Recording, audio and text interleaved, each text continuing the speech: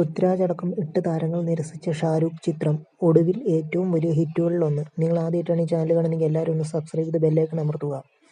ബോളിവുഡിൽ ഷാരൂഖ് ഖാൻ നിറഞ്ഞു നിൽക്കാൻ തുടങ്ങിയിട്ട് പതിറ്റാണ്ടുകളായി. വ്യത്യസ്തമായ വേഷങ്ങൾ കൊണ്ട് വിസ്മയിപ്പിക്കുകയാണ് ആരാധകരുടെ പ്രിയപ്പെട്ട കിങ് ഖാൻ.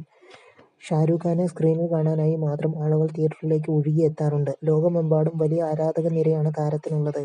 എണ്ണിയാൽ ഒടുങ്ങാത്ത ബോക്സ് ഓഫീസ് ഹിറ്റുകളും ഷാരൂഖിന്റെ താരമൂല്യത്തെ തുറന്നുകാട്ടുന്നു. ഷാരൂഖ് ഖാന്റെ ബോക്സ് ഓഫീസ് ഹിറ്റുകളിൽ മുൻപന്തിയിൽ നിൽക്കുന്ന ചിത്രമാണ് 2014 പുറത്തിറങ്ങിയ ഹാപ്പി ന്യൂ ഇയർ. കോമഡിയും പാട്ടും ഉൾപ്പെടെ ഒരു മുഴുനീള പാക്കേജ് ആരാധകർക്ക് അക്ഷരാർത്ഥത്തിൽ വിരുന്നൊരുക്കിയ ചിത്രം ബോക്സ് ഓഫീസിൽ ബ്ലോക്ക് ബസ്റ്റർ ഹിറ്റായി. എന്നാൽ 8ഓളം താരങ്ങളെ ചിത്രത്തിലെ വിവിധ വേഷങ്ങൾക്കായി സമീപിച്ചിരുന്നു. ഡേറ്റ് നൽകുന്നതിനടക്കമുള്ള ബുദ്ധിമുട്ടുകൾ കാരണം താരങ്ങൾ ചിത്രത്തിൽ നിന്ന് ഒഴിവാകുകയായിരുന്നു.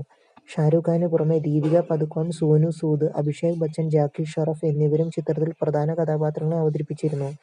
സംവിധായക ഫറാഹ് ഖാൻ, പ്രിയങ്ക ചോപ്ര അടക്കമുള്ള സൂപ്പർ താരങ്ങളെ ചിത്രത്തിൽ ഉൾപ്പെടുത്താൻ ആഗ്രഹിച്ചിരുന്നു. സിനിമയ്ക്ക് ഡേറ്റ് നൽകുന്നതുമായി ബന്ധപ്പെട്ട പ്രശ്നങ്ങൾ കാരണം പ്രിയങ്ക സിനിമയുടെ ഭാഗമായില്ല. ഐശ്വര്യ റായ്, സോനാക്ഷി സിൻഹ, ആസിൻ, പരിനീതി ചോപ്ര, കത്രീന കൈഫ് എന്നിവരെയെല്ലാം സിനിമയ്ക്കായി സമീപിച്ചെങ്കിലും ആർക്കും ചിത്രത്തിന്റെ ഭാഗമാകാൻ സാധിച്ചില്ല.